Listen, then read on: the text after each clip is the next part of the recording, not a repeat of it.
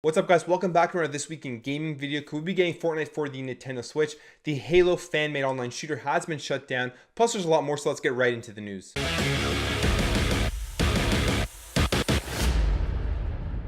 So this past week we heard rumors that Fortnite will be coming over to the Nintendo Switch and it will be announced at E3.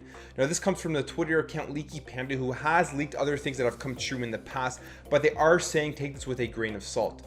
This version of Fortnite will be no different than the other versions of Fortnite on PC and on console, and it will have that single player co-op mode called Save the World. This co-op mode will have Switch exclusive content, so make sure to look out for that. But like I said, it is a rumor.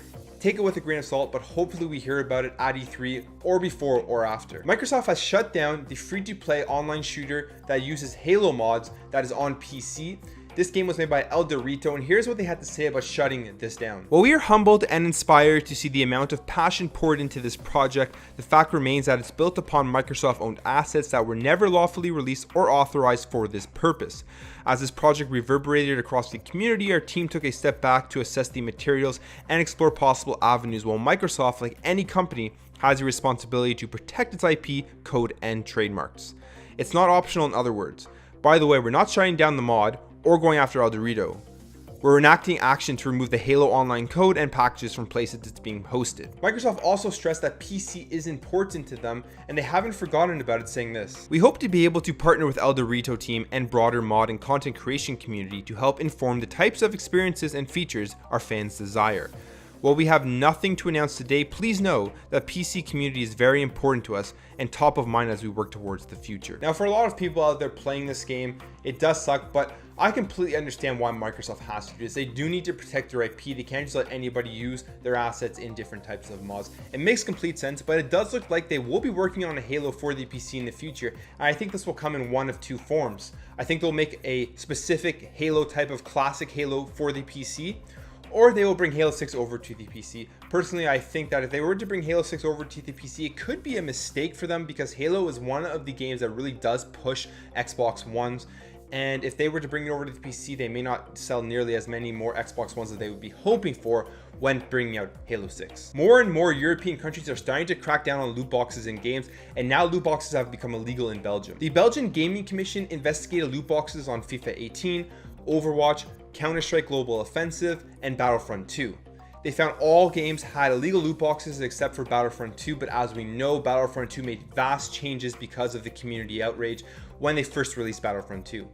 Now, they have said that they are going to penalize these companies if they don't take out these loot boxes, or if they don't fix loot boxes to get in terms with the Belgian Gaming Commission, and this can be in the form of 800,000 euros or even prison time. Sega has announced that Sonic Mania has sold over 1 million copies, and they have announced this at the same time as announcing the release date for Sonic Mania Plus, which is the updated version of Sonic Mania with 2 additional playable characters, and you will be getting this on July 17th.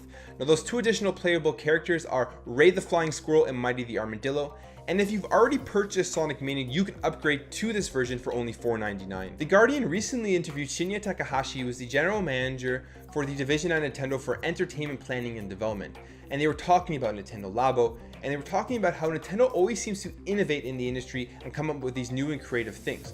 Shinya Takahashi said that they don't always look to innovate, they really just look to find new ways to play games and new things for the consumer.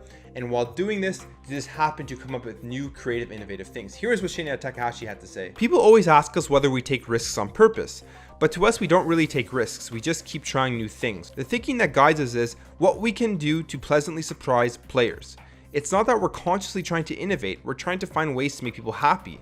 The result is that we come up with things other people have not done." Now, the interview is pretty interesting. I'll link it in the description below. They talk about other things like HR and how they develop the games internally. But I think it is pretty true that they do come up with new ways to make new things for players and new ways to play games, and just because of doing that, they come up with new innovative things. They may not always be thinking about how can we innovate to be completely different than everybody else. They probably are just thinking, like he says, about how are cool and new and exciting ways to play games. Sony has released this quarter's sales numbers, and they have sold 2.5 million PlayStation 4s, which is a small decrease over last quarter, which was at 2.9 million PlayStation 4s. But this brings the total amount of PS4 sold to over 75 million units. They also released their software sales numbers. These have actually gone up. This quarter, they sold 50 52 million software units compared to last quarter, which they only sold 50 million software units. Now, the big success for Sony so far is that their PlayStation Plus subscribers have gone up 23% to 34.2 million subscribers. Overall, Sony had a great year with PlayStation, earning 1.94 trillion yen in revenues, which is a 18% increase over last year, and 178 billion yen in operating income, which is a 31% increase over last year as well. So Sony predicts that an increase in both revenue and operating income are coming in 2019 to 1.9 trillion yen in revenues and 190 billion yen in operating income. There was a full-length trailer for Shadow of the Tomb Raider that came out, and the game looks extremely darker than the other versions of the game that came out previously. And it takes place in a jungle where you're trying to fight off the apocalypse. And this game is set to release on September 4th, and unlike the previous Tomb Raider game that came out, it is not a console exclusive at launch. It will be coming out for the Xbox One, the PC, and the PS4 all on September 14th. Nintendo has partnered with Nickelodeon to bring us a Teenage Mutant Ninja Turtles Splatfest in May. Now, you will be able to vote for your favorite Teenage Mutant Ninja Turtles before taking part in this event. And here's the breakdown how the event will occur and the dates that they happen. So it's round 1, which is Ralph vs. Leo, which goes from 9 p.m. Pacific time on the 4th of May to 9 p.m. Pacific time on the 5th of May. Then we have round 2, which is Mikey vs. Donnie, and this goes from 9 p.m. Pacific time on the 11th of May to 9 p.m. Pacific time on the 12th of May. Then after those two first rounds, the two top Teenage Mutant Ninja Turtles will fight it off in the finals from 9 p.m. Pacific time on the 18th of May to 9 p.m. Pacific time on the 19th of May. This is pretty cool. Hopefully there are lots of streams on it. I would love to see the Teenage Mutant Ninja Turtles in Splatoon 2 playing off in this tournament. PS Plus games for May have been announced, and here's what we will be getting. For the PlayStation 4, we will be getting Beyond Two Souls and Rayman Legends. For the PS3, Risen 3 Titan Lords and Eat Them. And for the PS Vita, King Oddball and Furmins. Like Games with Gold, I think this is a great lineup with Beyond Two Souls and Rayman Legends. Those are both great fun games. Beyond Two Souls is kind of like what's Detroit Become Human, which is coming out, and then Rayman Legends, as we all know, is that really fun platforming game. So that's your news. If you enjoyed this video, like always, hit that thumbs up button, subscribe if you're new to this channel, leave a comment down below about any of the things I talked about, and I'll catch you in the next video.